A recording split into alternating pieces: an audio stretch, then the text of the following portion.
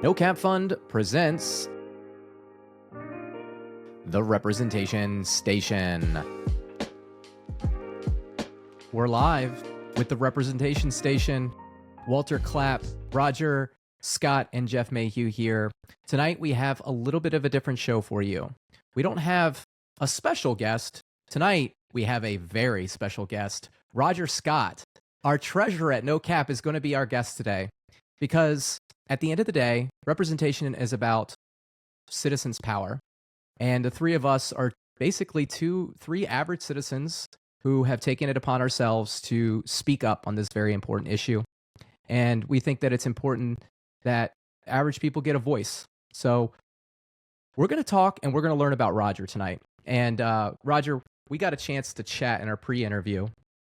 And we've known each other for what, like a year or so now? Something like that, yeah. But it was the first time that I really got to chat to kind of like get to know you, like where you came from, who you are, your family, whatnot. And you had some pretty interesting stories.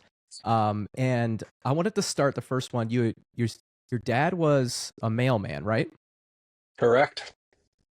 And sorry, I flipped my note page to take. Here we go. And your mom stayed at home. Mm-hmm. And you found yourself as an athlete as a young boy, right? And you had a nickname. Share with the audience what your nickname was as a kid. That was long before athletics, though. I was a very large child, right? In Little League baseball, they didn't even have a uniform to fit me. Right? I had the same hat as the rest of my team, but I played in blue jeans and a t-shirt. I was a really big kid from the start, and my middle name is Franklin. So in elementary school, they figured out my middle name and started calling me Franklinstein because I was so large. But they only did it behind my back. Because that's how kids operate. But you said you played, I thought you played youth athletics. What sports did you play? Oh, I played them all, man. The standard three, basketball, baseball, and football when I was younger. When it became clear I couldn't keep up with my teammates in baseball. And by the way, my high school, the baseball team went to state championships twice. They were very, very good, and I wasn't that good. So I switched my spring sport first to track and field, did that for a couple of years. Again, I'm a very large person. Track and field is not the best sport for me to choose. All I wanted to do was pole vault. Luckily, we had a teacher at the school who had been a pole vault coach in the past, and he had some really fat poles that I could vault on because I would break a standard pole. But I was never going to be very good at it. I figured that out after a couple of years and switched to tennis, which I played competitively in high school and in a junior college. So, like, what type of value would you say that you get from playing youth athletics as a kid? We kind of talked on the phone, like, my son's doing track right now, and I think one of the biggest benefits of it is it gives them a little bit of a purpose, and it keeps them busy. Do you feel like that helped you out at all? Well, yes, is the short answer. My children, when they were young, played soccer, and I ended up having to coach sometimes, even though I never played soccer, don't know the game that well. But if there weren't enough coaches stepping up that season, I would, go out there and coach. Um, there's a lot of benefits that come from playing team sports specifically, and that's what I wanted my children to do. Yes, there's the benefits of exercise and gross motor skills and fine motor skills and all that sort of thing, improving that development. But just the concept of teamwork, understanding that you're part of a team. My daughter, at one point during one of the soccer seasons, her last soccer season, as it turns out, got pneumonia and had a collapsed lung, Mm. right? She was never going to play soccer again, and we all knew that. But we still went out to the games every Saturday. She sat in the chair next to me. We were there to support the team because she was a member of the team. Even if she couldn't suit up and play, she was going to be there unless it was raining or ugly, that sort of thing, because she had a medical issue. But we went out to the games to support the team because you're a member of the team. A couple of times that, you're in the middle of the season, I don't want to play anymore. Okay, well, we won't sign up next season, but you're going to finish this season because your team's counting on you. That team aspect is something that's an important lesson for the kids to learn young. And so many adults these days don't understand the value of teamwork. And I think part of it is because they never played team sports. Hmm. So I'm going to take a pause here because I kind of rushed into this because I'm all off my game today. I forgot to let Walter introduce himself. I forgot to introduce myself. I totally got off track today. Let's rewind. Walter Clapp is our president. Walter, tell the people a little bit about yourself. You're on mute. If I do that one more time, I'm going to be very upset with myself. Hello, the people. I am Walter Clapp. I am the resident lawyer. I live in Wyoming. If you've ever heard of it, it's the smallest state of the union. We are the best represented in the federal house. And I'm Most basically or best? well, I mean, really neither. I mean, we're not really represented. We just have slightly marginally better representation than the rest of you. Their representation quotient is better. Yeah. Harry Hageman still won't, respond to my calls. The objective of my life is to help you define and decide how representation fits into your life. Right? Where are you represented poorly and where are you represented well? How about that electrician that you met recently who did a fine job rewiring that outlet in your house or the breaker box? Why doesn't our national representation do what it's supposed to do? And in answering these questions, we will find that it's a numbers problem. And numbers aren't that fun. I'm a lawyer. I hate numbers. Famously, lawyers are allergic to numbers.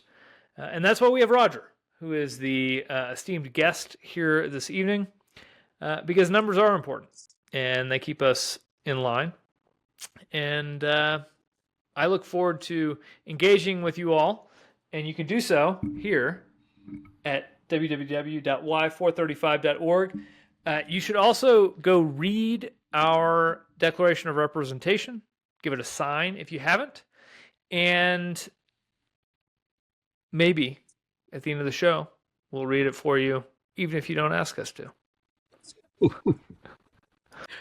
I don't know. Is that like a threat or a promise? What are we doing with that? It just depends on how much time we have left. Neither threat nor promise. It's an optionality based on where the conversation goes, Jeff. It depends on just how special the special guest is, I suppose. So let the record show I'm really just a standard guest. There's nothing special. This is just standard guest spot. Hey, an average citizen getting a voice is something special in this country. You're not wrong. I am Jeff Mayhugh. I'm a dad of 5.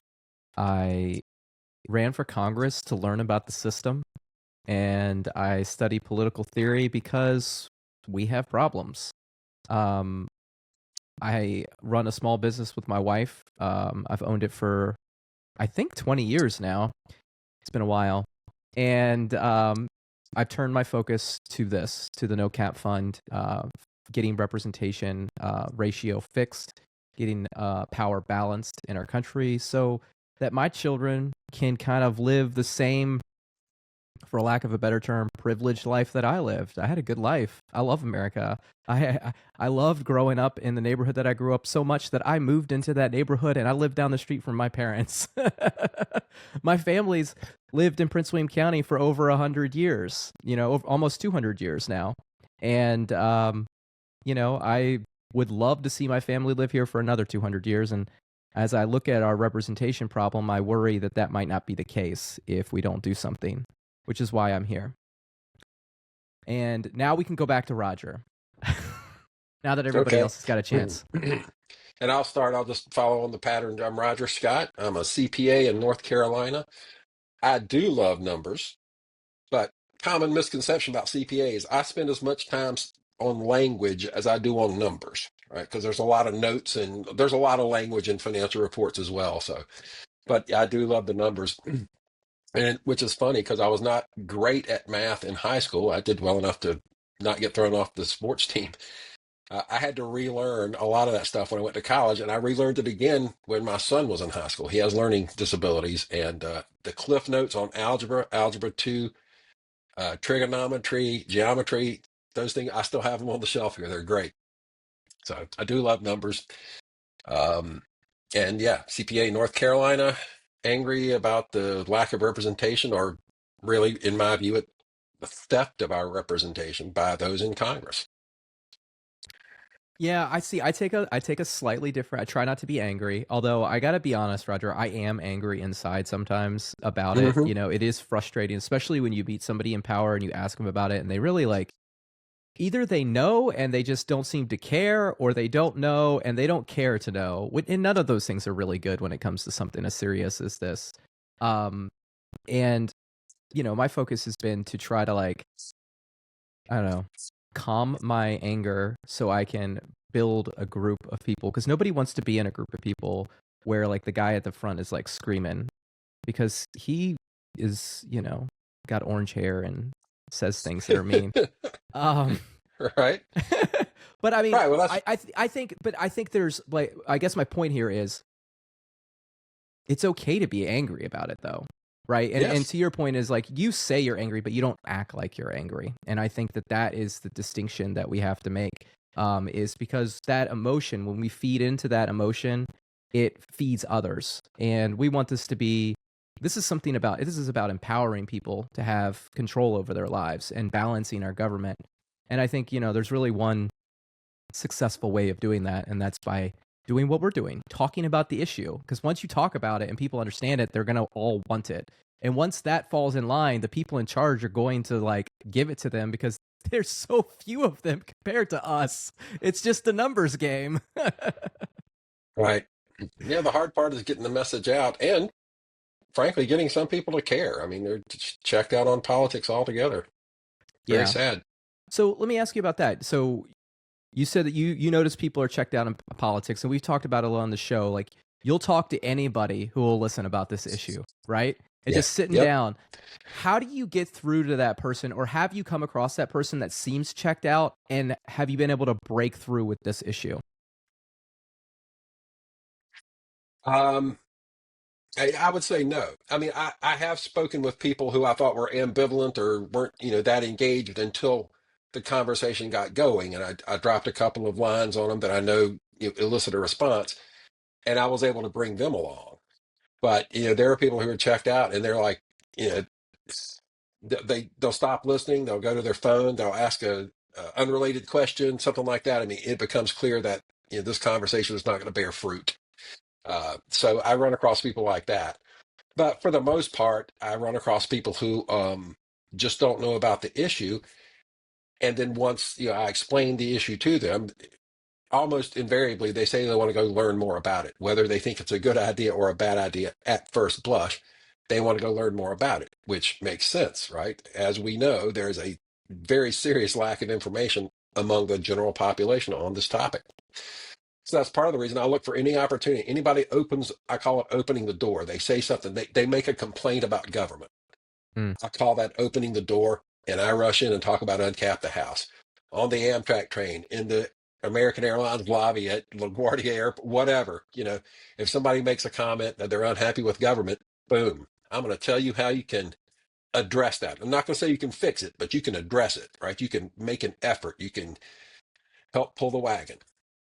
Yeah, and when I was running for Congress before and then like after, I volunteered for a lot of my local candidates. I Youngkin's campaign, the state delegates that were running, and I knocked a lot of doors. And I used that time to kind of ask people at first like what they thought the problem was, and then eventually about uncapping the House. And like you said, sometimes you get people that are closed off. They don't want to talk. And I think that you have the right strategy. And for anybody out there who's listening and wants to, help us talk about this thing, this is good advice from Roger, is like maybe not push so hard, right? We'll get to those people when they're ready to get to them. No reason to make an enemy out of somebody by like forcing the issue with them. But to those people who open the door, as you say, and they're making a complaint, it's the perfect way to get in and be like, look, have you ever heard of this thing? This thing's actually your problem, And then I've had the same similar successes. Like now they're engaged. Now they kind of want to know. At the very least, they want to learn more about it, which, to all the people out there who kind of, at the beginning stages of this, where they would tell me, It's too complicated. It'll never happen. Nothing's going to change. And I would say, well, it's because you don't want it to change. You're not trying to do anything. Just talk about it. Like just talk about it and see what happens. And I think, if you're listening, you're following our story. If you're just a regular person, you have way more power than you think. Yes, the people in charge aren't talking about it, but if you talk about it, they will talk about it. I promise you. And getting the three of us out there on Amtrak trains, hotel lobbies, and coffee bars talking about this issue, eventually they're going to have to. Hmm. Yeah, with work colleagues too. I mean, going out for a drink or something after work, you're going out with a client to seal a deal after it's done.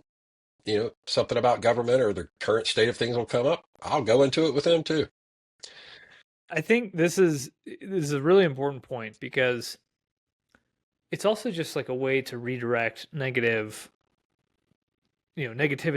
at the holidays, anywhere you find yourself, right? Like if people are pissed about politics, it's a really concrete solution that actually is pretty easy to understand. Not a lot of people know about it, but it's pretty easy to explain.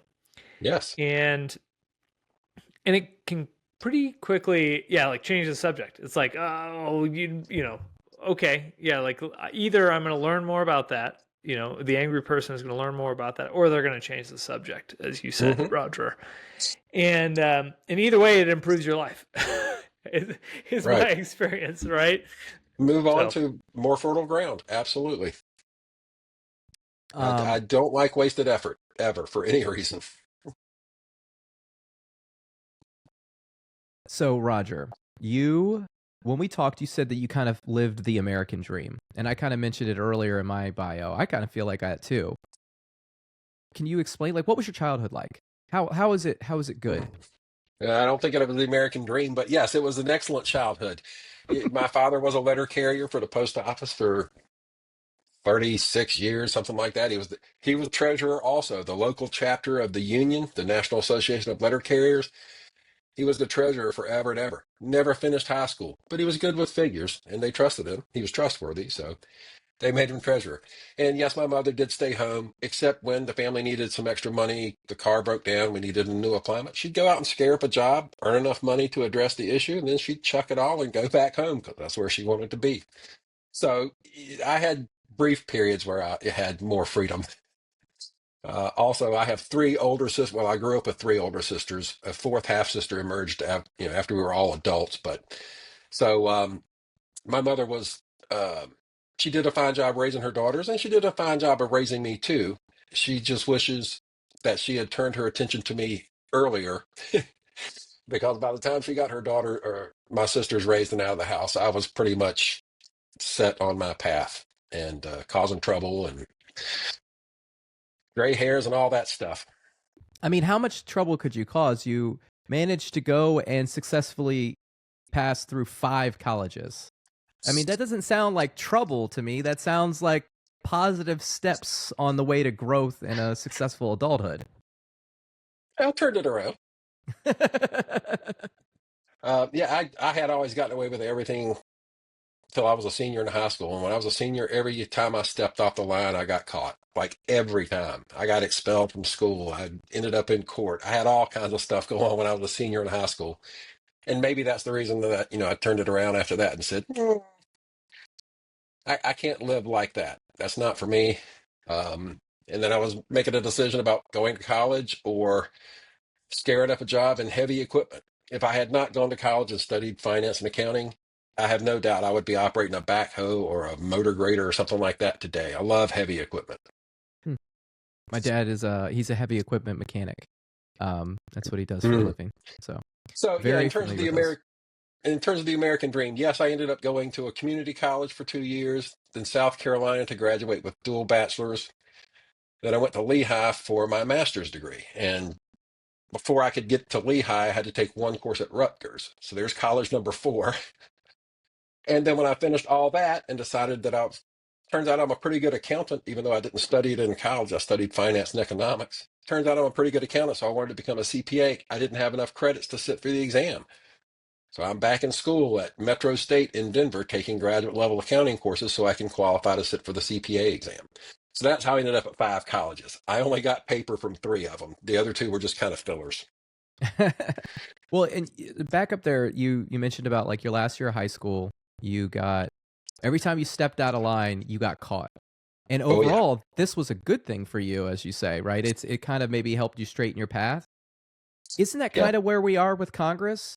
Right? There's nobody to catch them. There's no accountability with Congress because, there's You are 435 so of them. smooth, man. That was smooth. That was smooth. I see why you're marketing. But it is, right? Like there's no No. accountability. It's too easy for them to win their job back. And there's too few of us, or there's too many of us that it's confusing to organize and stop them. Mm-hmm. No, you're absolutely right. And I had a plan already to go to college at the time I started getting into that trouble, but I changed my plan. I originally was going to go to University of North Carolina at Wilmington, just 40 miles down the road from my house. But I surfed Wilmington all the time when I was a teenager, and I knew how I went to college there. I was going to end up surfing away my college days. So I changed and went to South Carolina instead, so I wouldn't be near an ocean. So, my favorite story that you told me was about how. Well, first, let me frame this as: have you ever guys watched the show How I Met Your Mother? Okay, I Yes, I've love seen it. I love that show, and I got to tell Yep. you, Roger has a better story than that. Roger, Better? yes, your story was great. I hope you tell it as well as you told it to me on the phone. But you met. Well, I'm gonna let you tell the story. Tell me All how you right. met your wife. So I'm working my way through college at the University of South Carolina, and that was my case all the way through. I was a full-time employee and a part-time student, community college, South Carolina, Lehigh, all of it. American Dream. Exactly. So, well, it's how bad do you want it is what it boils down to. So I'm working at a furniture company in the credit department is one of the jobs I had. At that particular moment in time, I was working there, and the credit manager took me with him from Columbia, South Carolina to Kinston, North Carolina for what's known as a warehouse sale, right? You see them all the time, tent sales, warehouse sales, furniture company puts all the furniture in one place, marks it down, cooks hot dogs and burgers and has the dopey triangle flat, all that stuff, right?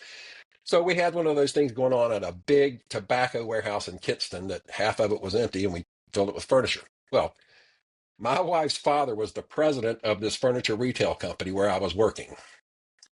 And he and his wife and their daughter had been at the Outer Banks camping for a few days and came back by this sale to work the sale before going home. And my wife was still with them. And he put her to work as casual labor, running approved credit sale documents over to the delivery door so people could get their furniture or it could be delivered. I kind of liked the way she looked walking across the warehouse, so we struck up a conversation and started hanging out that week. But after the sale was over and I was driving back to Columbia, I'm like, dude, she's the president's daughter. Don't get involved with her. That's trouble. You're going to have a problem. Just stay away from her. So I had resolved to do so. Unfortunately, I had left a pair of shades in her car while we were in Kinston, and she made it her business to get those shades back to me and ended up leaving them in my car with a little note. Nothing special, just, hope to see you soon, something like that. And it was enough to make me call her, and we went out, and that's it. But yeah, I very nearly did not get in touch with her ever again because her father was the president of the company I worked for. He married the boss's daughter. Yep. That's a great story. And I love the fact that my favorite part is the fact that you thought about this and you were like, you advised yourself against it. You were like, this is probably the wrong path for me. I've made some mistakes. I'm trying to stay focused and I'm doing the right thing. No. And then she just puts that very innocent note of like, hope to see you again. And your mindset is like, it was meant to be. I got to go talk to her now. Like, she clearly likes me. I like her. And it Right. was meant to be because you're still, this is where we are. How long have you, And, how many years have you guys been married? well, let's see. To carry the two and forever. Yeah. We're coming close to 40 years now. That was 86 we got married. Wow, that's awesome. I love that. Yeah. My parents have been Well, married for 40 years, I think. well, my position is if I ever find myself single again for any reason, I'm staying that way. There is no other woman that can compare to Elise. Won't even try.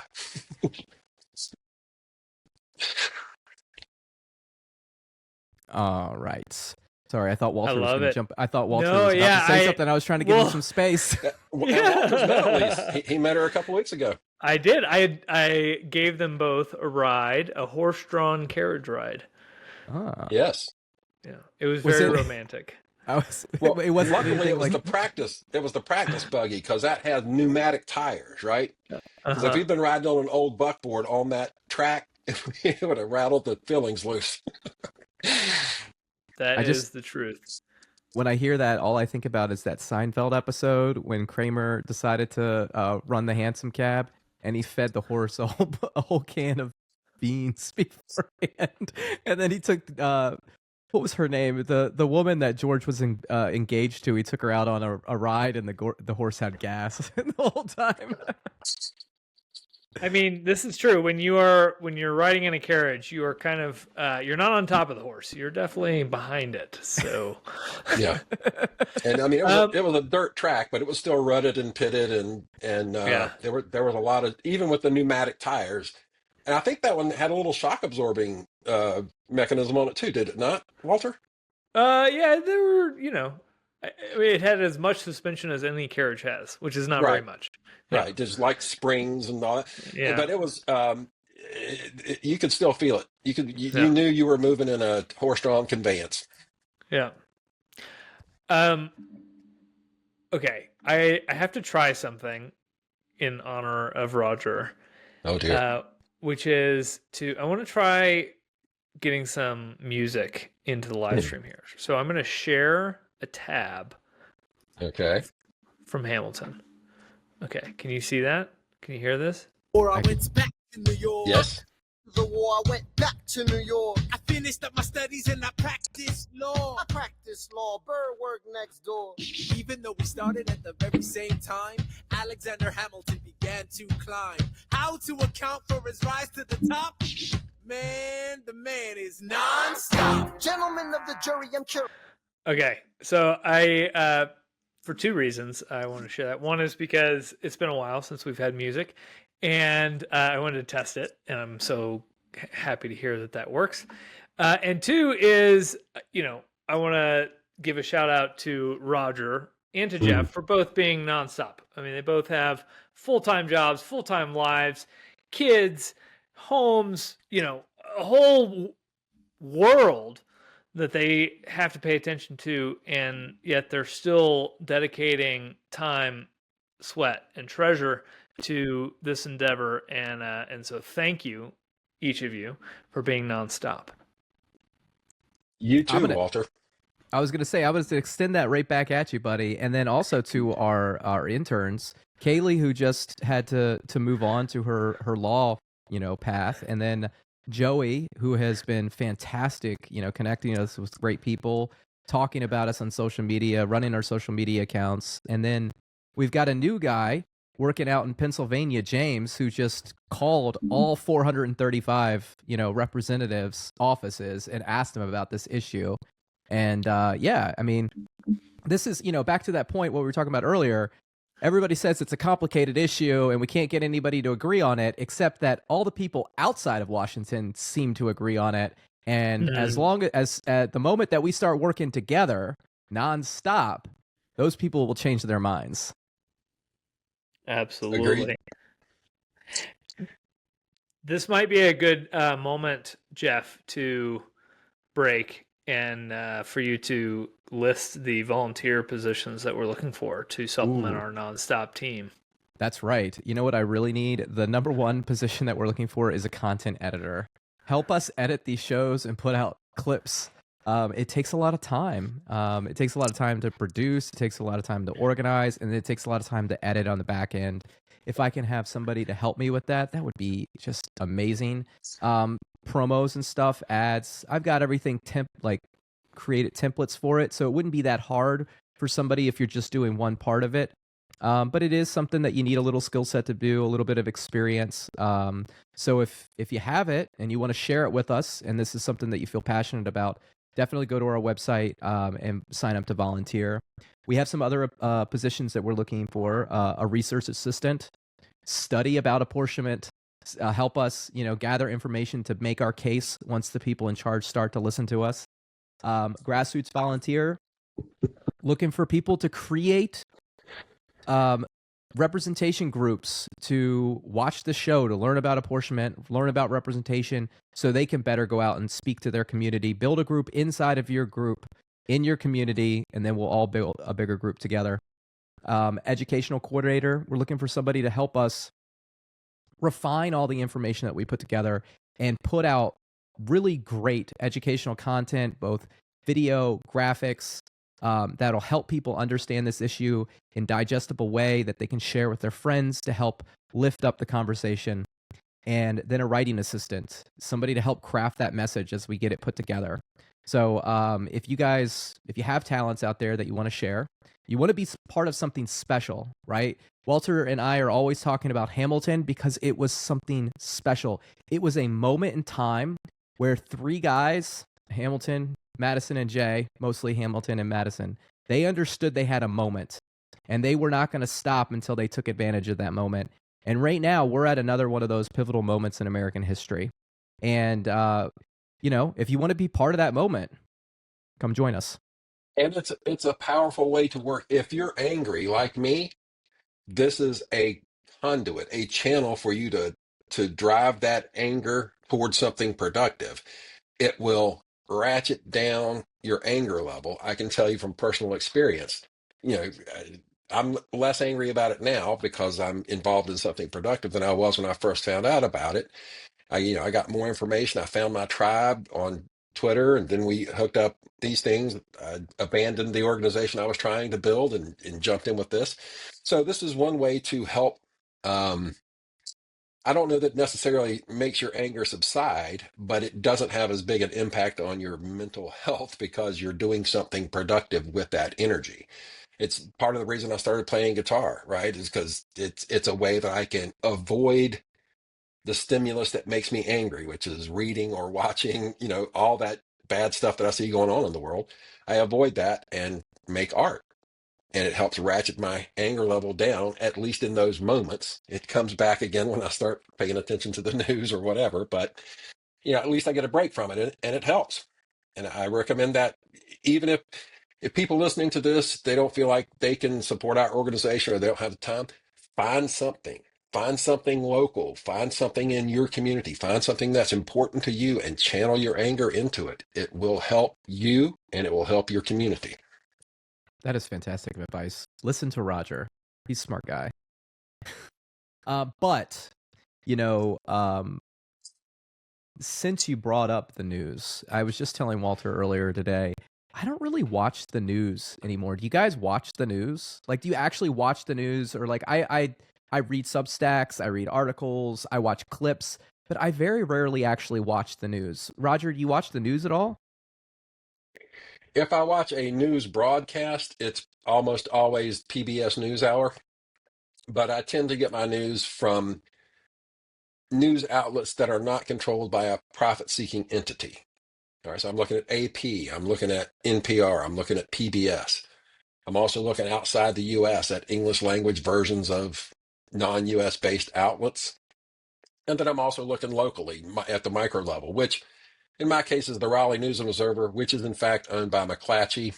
Okay, so my plan isn't perfect. I still have a profit-seeking enterprise, but it's local.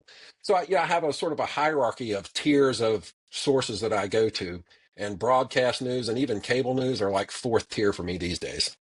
Do you have Facebook? I have a Facebook account. I probably visit it twice a year. Okay. So this is something the only reason I set up the account, my kids made me set it up like 15 years ago. So this is something that I've noticed. I used to like Facebook, but it's become so ad driven. Like everything in my feed is somebody else's ad, and all the ads are like just straight propaganda. And it's not like political propaganda. It's like medical propaganda and science propaganda, like the Earth is about to end because there's a comet going to hit it, or we found a new planet with alien life, or aliens are actually living under the surface of the moon. Did you not know? And like eat this food to eat, clean out your colon. It's like the New York Post, or what's it's like? It's like the was it the Post, the tabloids? It's basically the tabloids from the supermarket are now on your Facebook feed, and it's really disappointing because, like, Yes, it is. you know, we've got an organization. We're trying to educate people about something that they need to understand. It's their power and their government, and you know, somebody out there with a lot of money is really trying to push propaganda about aliens, and I just don't understand the purpose. Sure you do. There's money in it.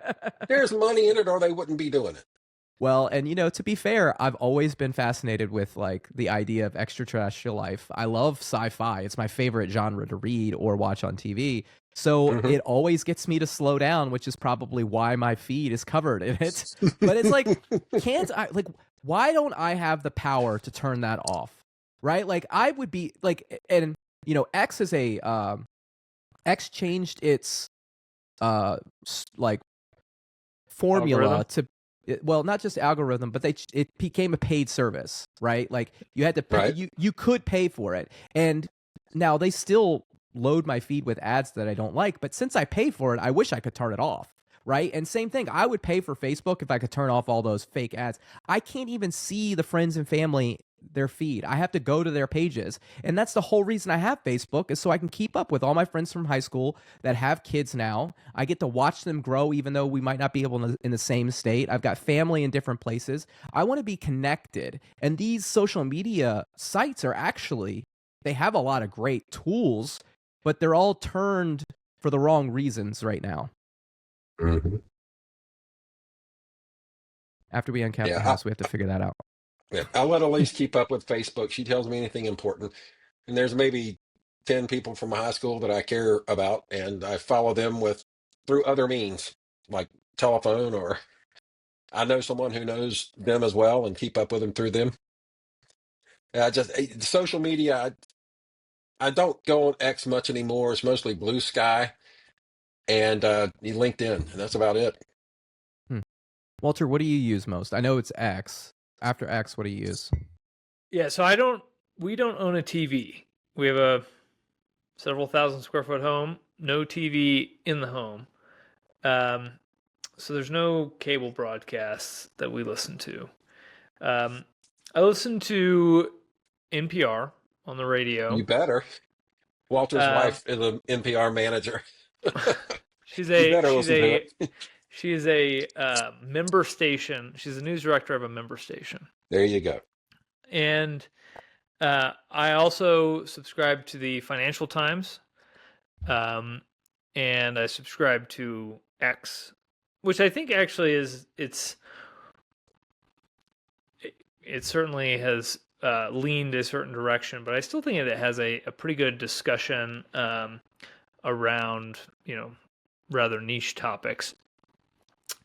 I then also, you know, more frequently have been using Grok because Grok actually does a pretty good job of backlinking, which I really like.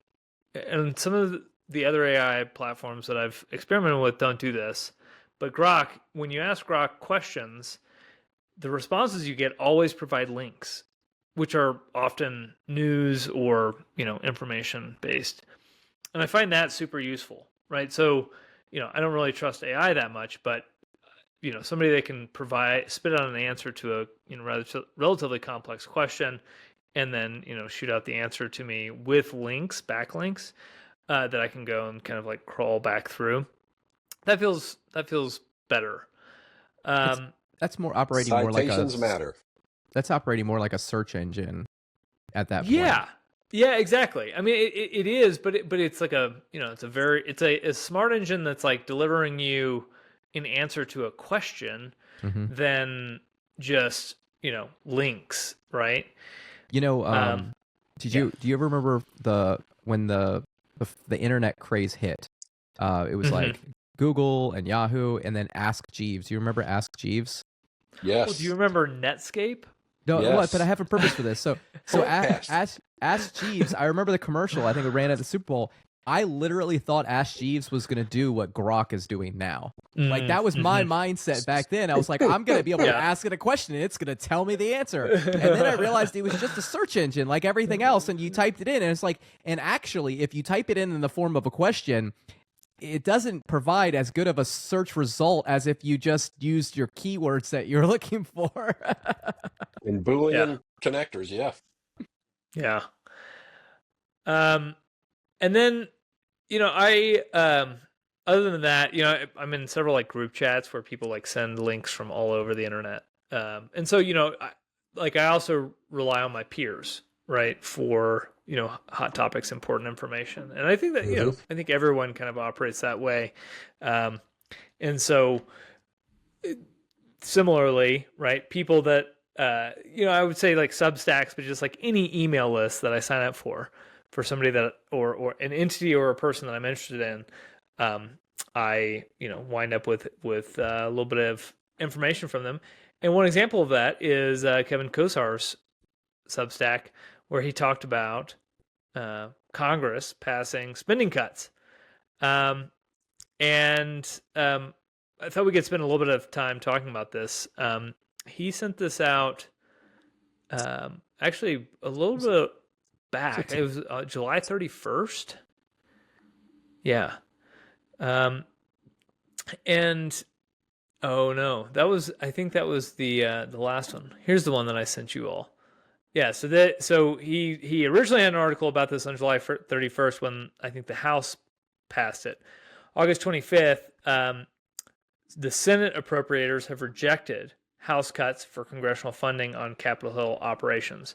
So they this is like a $6.7 billion spending bill, and this is for from the Senate versus I think a $4.9 billion spending bill from the House. I might have those numbers a little bit off, so don't quote me on that.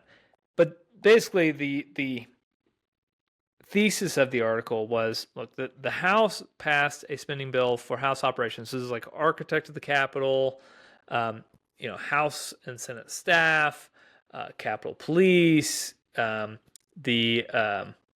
maintenance, all that jazz. Yeah, exactly. It's everything. The House passed a reduced bill. They were trying to reduce the amount of money that was being spent on themselves, which is, I mean, in some ways, kind of an impressive thing, right? I mean, most people, when given the free purse, might spend more on themselves.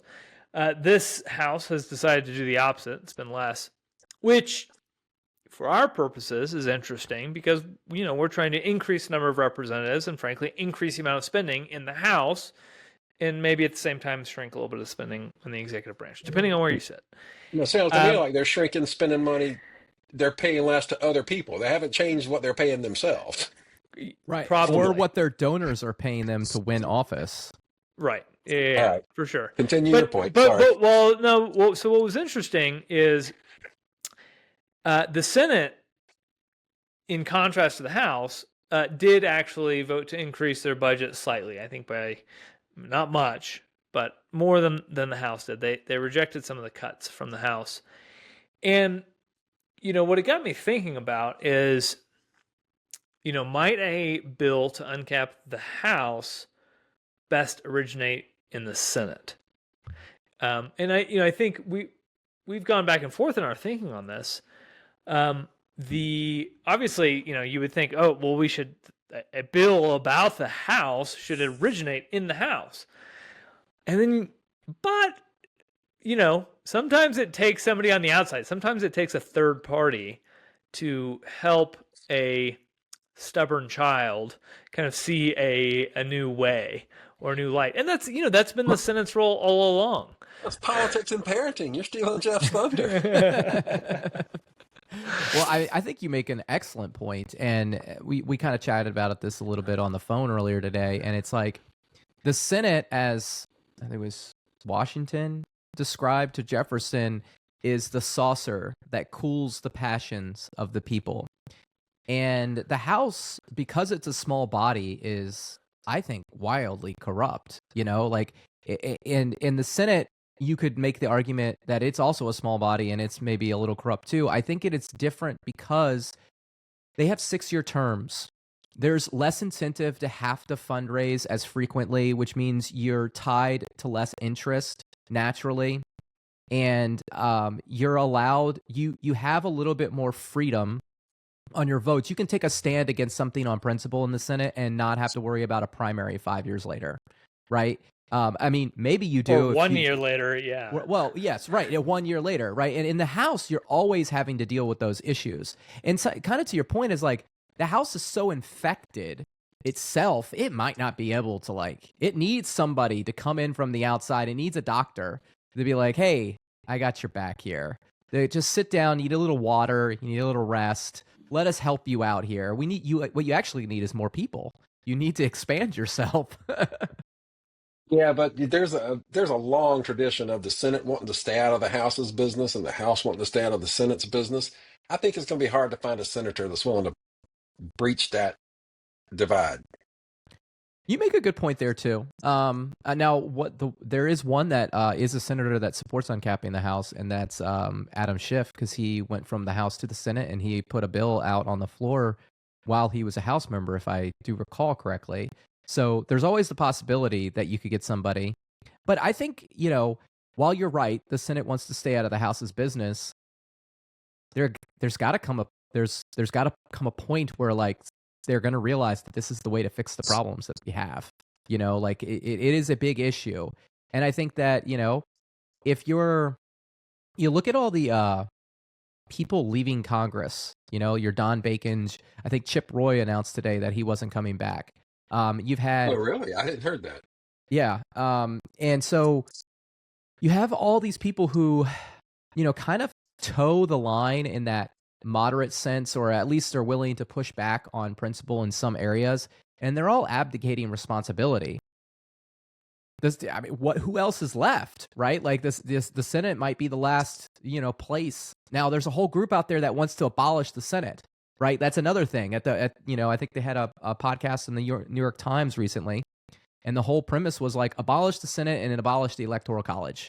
And it's well, how does the Senate feel about that? Does the Senate want it to be abolished? Now it's going to fight for its right, Maybe now it's it'll push the blame. It'll be we're not the problem. You guys are the problem. Yes, it's interesting. I'm trying to find the passage in the book. I've been reading Anatomy of a Purple State. It's just by a political science professor at Western Carolina. It's about North Carolina being a purple state. And he refers to a amendment, a referendum that was on the ballot in North Carolina at some point in the past, where it was an attempt to change the 2-year term from 2 years to 4 years. This is for state legislators. And the people voted it down. They did not want to increase the term from 2 years to 4. I did not know this until reading this book, and I'm astounded. I got to wrap my head around that. I think the mindset there for an average citizen is, well, why would I give them more power? Now they're staying in office for 2 years longer. This way I get to fire them. But an average citizen doesn't understand that you can't really fire them. It's because of all the incentives and negative incentives for outside people to influence them. Then you're kind of at 2 years, you're getting a worse crop of people than if you would at 4 years. And they spend more time trying to raise funds and less time working on your issue, Mr. Constituent. So I think it's a slam dunk that we should go from 2 years to 4 for all elected officials, and a minimum of 4. But sadly, not everyone agrees with me. Walter, what do you think about that? You're on mute. What I think is I was researching in the background and not fully paying attention. So there was an amendment, a proposed amendment in North Carolina to change the legislative term from 2 years to 4, and the voters voted against it. Really? And yeah, that was my reaction too. So, and what was there big opposition to the bill? I'm trying to find the reference. It was a short reference. I don't think he goes into that level of detail. It's couched with a bunch of other amendments. He's talking about the frequency with which state amendments and state constitutions and other countries' constitutions get amended, and drawing a contrast with how infrequently our federal constitution has been amended. So he's Yeah. going through a list of amendments in the 70s and the 80s. I don't think there's that much level of detail, but he does reference this thing that an amendment was put on the ballot and the voters said no. It's counterintuitive. Yeah. I think that generally slightly longer terms in the much more complex environment in which we now find ourselves is Yes. important. I mean, the Federalists talked about this, right? There's a balancing act to be had in between, kind of getting fresh blood in there and, retaining knowledge. And, part of the problem is, with gerrymandering, all of those districts are safe. And so people or representatives end up being safe. And so even though you have 2-year terms, they end up being relatively safe districts. And so all they have to do is win their primary. And so then they become more extreme and they pander to the extremes of their party.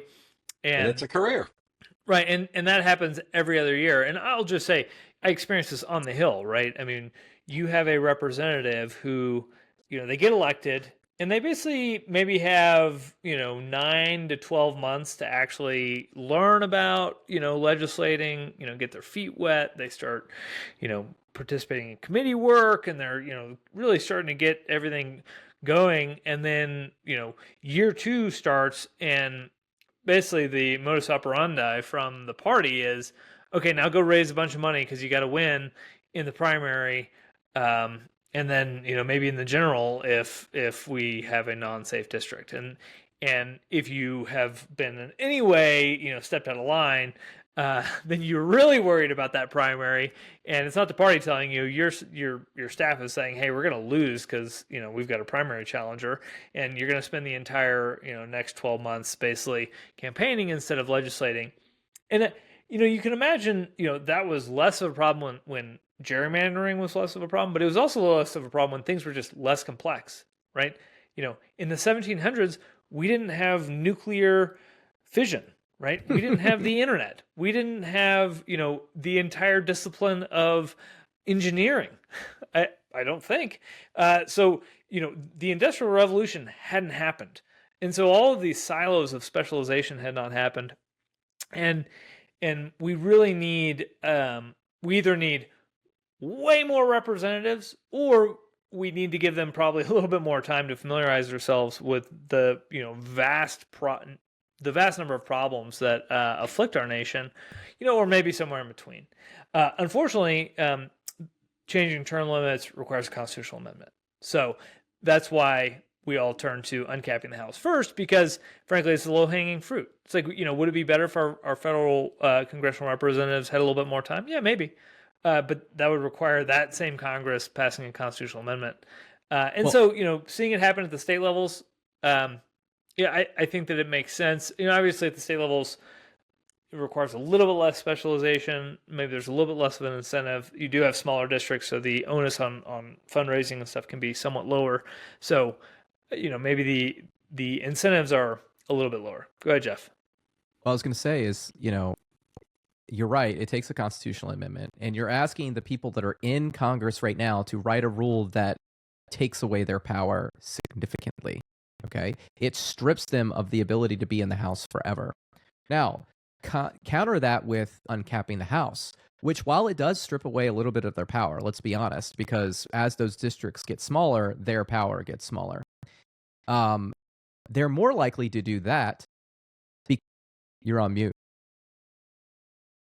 You're on mute. Roger, you're on mute. All right. So, but here's the thing. Let's say that you want a constitutional amendment, okay, for something like this. Then if you uncap the House and you get a whole bunch of new people in the House, you're more likely that they're going to vote for that thing than the people that are already there, right? Because they're coming in new in this new environment where it's a reform environment because you've already made this first reform. And now you get a whole bunch of people. Let's say you write an uncapped bill, a new apportionment bill, and you go to 870, you double the House. You get 435 new people in there. You can get a lot of change, And I think that's part of what scares some people sometimes is they're afraid of change. But you still got the Senate to get it through. Like it's not going to be as radical as you think, but I think what happens is you allow those ideas to rise to the top. You stop fighting about all the problems and you start debating the solutions. And I think, as Roger mentions all the time, whatever reform you support, uncapping the House is the first step of getting it done. It's going to improve your chances. And the point I was going to make when I was muted, you said we're asking them to vote to reduce their power, which is true. But I don't want to couch it just in terms of power, because there are some people in Congress that are there not because of the power, it's because of the prestige, the profile, the opportunity to leverage that into a think tank job or an academic job or a corporate board, something like that. A lot of these people are there because it raises their profile, their prestige. They don't give a damn about the power. They're only going to be there 2 or 4 years anyway because it's unpleasant and they don't want to be there, right? They're going to move on and be a president of a university, whatever. So I don't think of it just in terms of reducing their power. It's power, prestige, profile, future prospects, all that stuff. And Reducing that makes all it the even Ps. more harder for them. Yeah. So there are some other things in the news here. Oh, well, hold on. I got to jump in. Okay. So in the background, I was doing a little bit of digging on this, the Senate appropriations versus the House appropriations. And this blew my mind. So please feel free to fact check this, but the Senate appropriated, each house appears to appropriate the large portion of funds for itself individually. The House appropriated $1.9 billion for itself.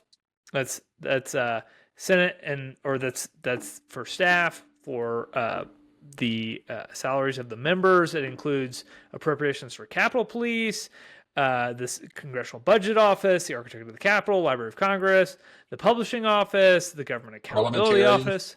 All that. And they appropriated, again, $1.9 billion. That's to move forward. $1.9 billion. Guess how much the Senate appropriated for itself? With 1/4 as many members. $3 billion. $4.9 billion. Okay, so does the Senate take care of Capitol Police too, or is that only for the House? Well, I think there's a bigger story for us to get into, but they're appropriating for Capitol Police. So I think the way it works is basically they each appropriate for the joint things that are requested to both of them, and then they individually allocate for the expenses of their individual members. But that number, that discrepancy between these, this is so legislative branch appropriations 2026 for the Senate versus the House. I mean, $1.9 billion versus $4.9 billion. I mean, that's a tremendous discrepancy, especially when, I mean, essentially you would think they would be roughly equal, right? Okay, it's like, yes, the Senate has fewer people, but theoretically they have more staff to handle essentially an equal workload. They're all serving the same area, right? So you got to have the site staff to be able to manage it. Yeah. So anyway, I think this is something that we're going to have to dig into a little bit more, and maybe I'm reading something wrong here. We'll have to get Kevin Kosar back on the show. That's what I'm thinking. Like Kevin, I got questions for you. And I want to see the trend line. How does it go over time is what I want to see. Yeah. All right. Well, one other thing that's been in the news. Well, there's a lot of things in the news, and not that I watch the news, but I do watch my Twitter feed. So, Trump signed an executive order today about flag burning, and then over the weekend, John Bolton's house was raided and his office was raided. Now, Trump's response to this was fairly callous. It was like, well, they raided Mar-a-Lago, and everybody's talking about retribution. And, Trump said he was going to be the president of law and order, and he's, trying to clean up D.C. by sending the National Guard in. But he's also talking about sending the National Guard into other states. And now he's talking about restricting your ability to burn the flag, which, look, I don't think you should burn the flag, but I also don't think you should go to prison for it. I think the bigger thing here is this is all just a distraction. They're all fighting about how to exercise the power that is reserved to us, the consented, right? It's about representation. If you're frustrated about, Donald Trump's overreach by the executive department, then you really should be focusing on empowering the legislative branch to be able to check his power.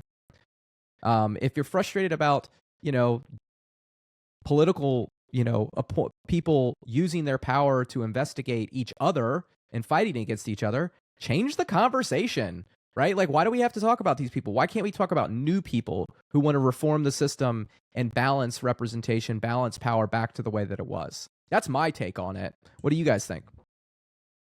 That's a steep hill to climb. As Walter and I have done a little research, the incumbents in the House are reelected at a rate of 95%. 95%, given the abysmal approval ratings in Congress, and we know why people approve their person and not Congress as a whole, but still, it's 95%. That's a steep hill. It takes action. It takes people talking about the right thing. It would be harder for any incumbent to keep their job if people start talking about this issue and they can't talk about it, they're going to lose their job. So they're either going to have to learn to talk about it and do something about it, or they're going to lose their job. Eventually, yes. Eventually, yes. And it may take a few years, but I mean, I think that we've got, especially with all this gerrymandering. A few years. With all this gerrymandering thing, I think 2030 is like a legit chance to get a new apportionment bill. The 2030 census, there's a lot of stuff going on right now in the world that, people are frustrated about. And I think they're really looking for hope. And, hope in a lot of ways is information. It's power to be able to make the change yourself, to hold those in power accountable. Channel for your nervous energy. Yes. Exactly.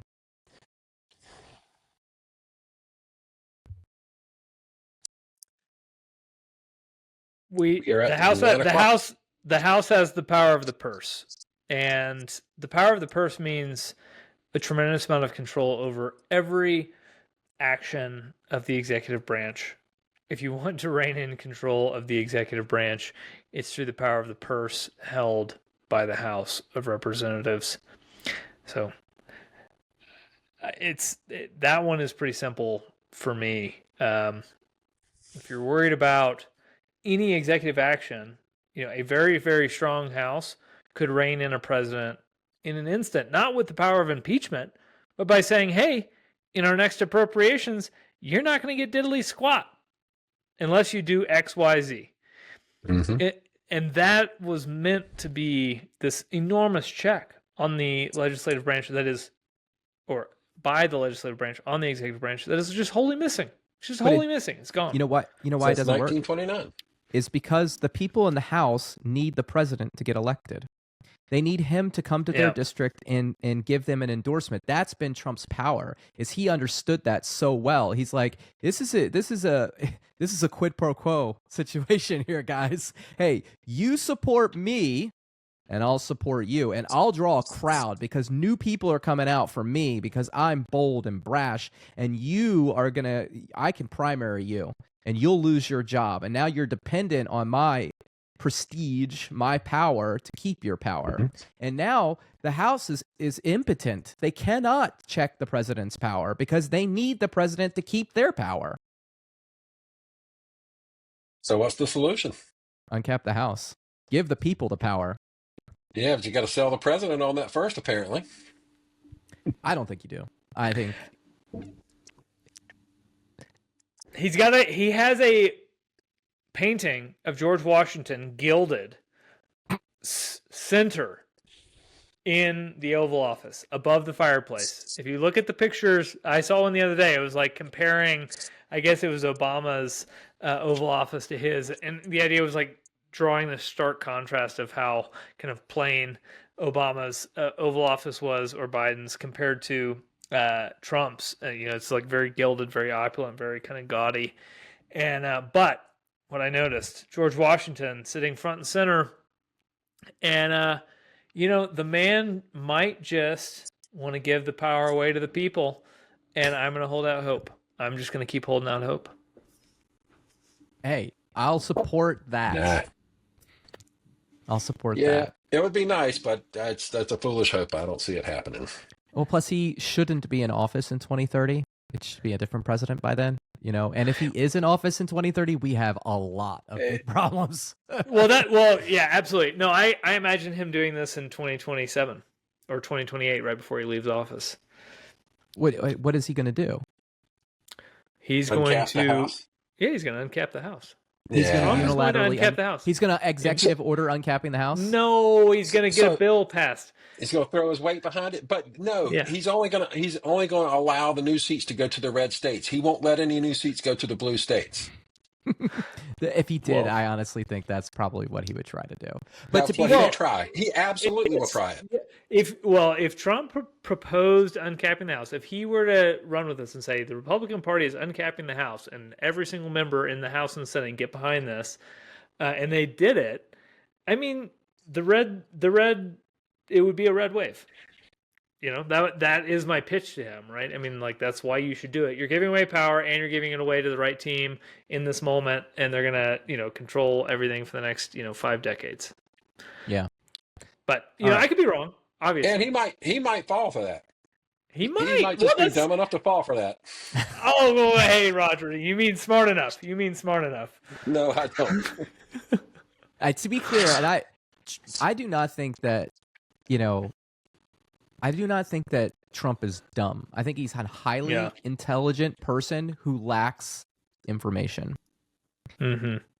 And I think that's different. I think that's actually scarier than being dumb. Right. Yeah. Dumb enough is just an expression of colloquialism. Trump is not stupid. I long ago came to that conclusion. He is not stupid. He's an evil genius. All right. Well, it's been a great show. What do you guys think? This has been a good show, right? I think it's great. We didn't even talk about Epstein. I don't want to talk about that guy. Well, but to be fair, there's like 712 things we didn't talk about. So Epstein's just one of them. You know what we did talk about? We talked about representation, the most important thing. The only really thing that matters is representation. It's our So who's power. going to read the Declaration? Oh, Roger, are you going to read the Declaration?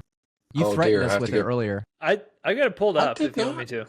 Yeah, you read it. They have it I pulled meant up. I meant Walter. Sorry. Walter. There you go. Me. La, la, la.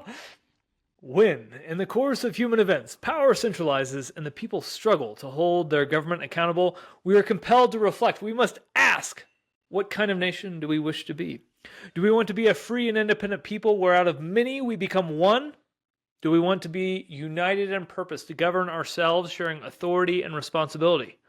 Or do we want to become another drifting republic where power escapes the reach of the people and slides toward tyranny or anarchy? We hold these truths to be self-evident, that people were created free, that a republican form of government derives its powers from the consent of the governed, and that consent is given through representation accountable to the people. Since 1929, the people's power in the House of Representatives has remained capped at 435 seats, despite the American population having tripled. This artificial and arbitrary limitation concentrates power, distorts democracy, and undermines the relationship between citizen and representative. The 435-member cap violates the very purpose for which representative government was established, to be accountable to the people. That's you. Remember, we unite to first support reform. We must increase the size of the House of Representatives to remain a free people. Second, we champion honest debate. We welcome rigorous discussion on the methods of expansion. Third, we're going to push for a vote. We demand that Congress hold hearings and openly debate legislation to uncap and modernize the House. Fourth, we expand this tent. We agree that we must engage Americans of all political stripes in this cause. This is not a red or blue issue. This is an everyone issue. In support of these commitments, we promise one another our good faith effort, our honest voice, and steadfast commitment to peaceably repair representation to the people and balance under our great Constitution. And if you like it, go sign it at www.y435.org. Excellent job, Walter. Let's go around the horn. Final thoughts from the group tonight. Roger, you go first. You're on mute. Roger, you're on mute. I've got the Walter syndrome now. Uh-huh. Starting to Thank speak you. when on mute. Thank you. Last final word is I'm really looking forward to autumn. It's my favorite season anyway, and I don't like hot weather. Luckily, as Jeff can attest, here in the East, it's been pretty mild for the past week, and looks like we have another week coming up. But the leaves haven't changed yet, so I don't feel settled. I love the season of decay. Jeff, I'm going to let you give your final thought, and then I'll give mine, and then I'm going to play the outro via Hamilton. Okay. So my final thought is I also love autumn. It's my favorite time of year. I love the crisp, cool weather. I love to sit outside and read as the leaves fall off the trees. What was my actual final point? I got so distracted with autumn. Oh, I know what it is. That's So- just how special I am. So Read I've your got- train of thought. Remember to go to www.y435.org. If you've got a special talent or treasure that you want to share with us, as Walter would put it, you can sign up to volunteer. We're looking for those positions we mentioned earlier. Remember, I really could use a hand with editing content. I would love a great volunteer for that. So you can go and volunteer. You can go sign up, make a donation as well. And keep an eye out. I've got some pieces running. I got one going in the Hill on Wednesday that describes our representation issue. So if you're part of the No Cap support team, go find that article and share it with your friends. Let it be a way to discuss the topic and spread the word about representation. Tell us about our future guests, Jeff. Which one? All of Next them. week? I can run through them if you want. Yes, you do So, that for me. I don't have it up. Sorry. September 1st, we've got Chris Rowan and Jacob Winnicek from the New Rhino Coalition. And September 15th, we've got Sarah Wolk from 5 Star Voting. She is, this is going to be her second time on the show. First time via video. I missed September 8th. September 8th is going to be Casey Maddox from Stand Together. He's a lawyer, great guy. September 22nd, we've got Brad Smith, the former FEC commissioner. He's going to be coming back on. And then September 29th, we've got Dustin Wall, executive director of fixourhouse.org. He's a big proportional voting supporter. I just read Lee Drutman's book, Breaking the Two-Party Dune Loop, which Lee is part of that group as well. Okay. And my final thought is each of you is in control of your individual destiny. You have free will. You have the ability to change the conversation. You have the ability to change the national conversation. You may think that your voice is small, yet it is large when it is joined with the thousands and millions of others who surround you. I encourage you to use your voice. It is protected under the First Amendment. You need no representation between you and your voice, but you do need representation as between you and your representative. And so I task each of you, if you haven't signed the declaration, please go to the website, www.y435.org. Sign the declaration. Let us know if you want to volunteer. And then I want you to give it to us nonstop. And so with that, I leave you. Curious, bear with me. Are you aware that we're making history? With the This greatest, is the first murder trial of our perhaps, brand new song. nation, the liberty behind deliberation. I intend to prove beyond the shadow of a doubt with my assistant counsel. Co-counsel Hamilton, sit down. A client Larry Weeks is innocent. From Call Hamilton, first witness. That's all you the have to say. soundtrack. Okay, one more thing. Why do you assume you're the smartest in the room? Why do you assume you're the smartest in the room? Why do you assume you're the smartest in the room? And that attitude may be your doom. Why do you write like you're running out of time? Write day and night like you're running out of time. Every day you fight like you're running out of time. Thank you for tuning in to the Representation Station. Don't forget to visit our website at www.y435.org and sign the Declaration for Representation. And don't forget to follow us on social media. You can find us on X at NoCapFund, on Facebook, NoCapFund, on YouTube at Uncap the House, and on Instagram at NoCapFund. Thank you, and don't forget, peace, love, and representation.